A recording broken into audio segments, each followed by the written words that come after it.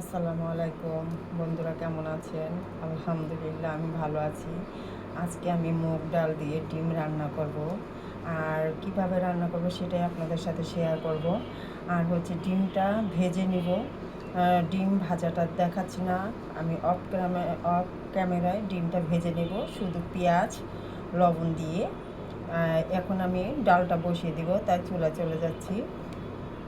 একটা কড়াই বসিয়ে নিয়েছি, এখন পরিমাণ মতন তেল দিয়ে দিব। তেলটা দিয়ে দিচ্ছি, এখন আমি দুটো তেজপাতা দিয়ে দিব, সাথে দিয়ে দিব পেঁয়াজ কুচি। এখন দিয়ে দেবে একটু আদা আর রসুন। এখানে জিরাটাও আমি একসাথে বেটে নিয়েছি, একটু পরিমাণে দিয়ে দিলাম। আমি একসাথে এটা জিরাটাও বেটে দিয়েছি, কিন্তু আবার একটু ভাজা জিরা দিব।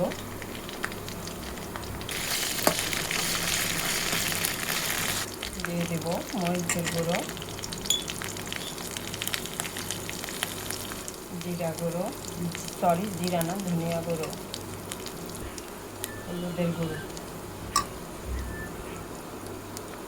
দিয়ে দেবো। হালকা কুসুম গরম পানি, তারা ইচ্ছে করলে ঠান্ডা পানিও দিতে পারেন, সমস্যা নেই।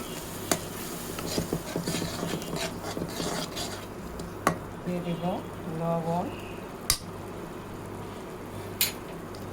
এখন মশলাটা কষানো হয়ে গেছে আর তেল উঠে গেছে, কত সুন্দর কালারটা দেখাচ্ছে।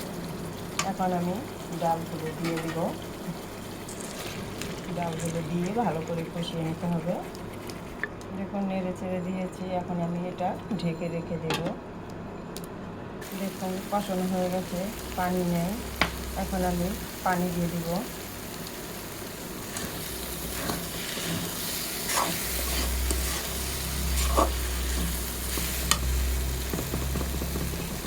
গরম পানি দিয়ে দিলাম।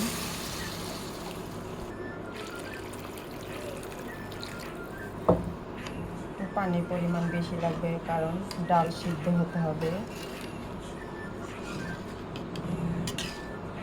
আর একটু দিয়ে দিব, দিয়ে দিলাম। এখন আমি এটা ঢেকে রেখে দিব।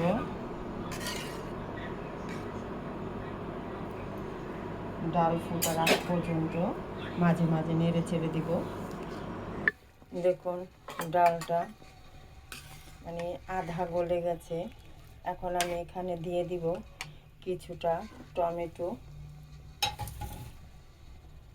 সাথে দিয়ে দিব 4টে কাঁচামরিচ, আর দিয়ে দিলাম টমেটোটা একটু বেশি দিলাম। এখন আবারও ঢেকে রেখে দিব।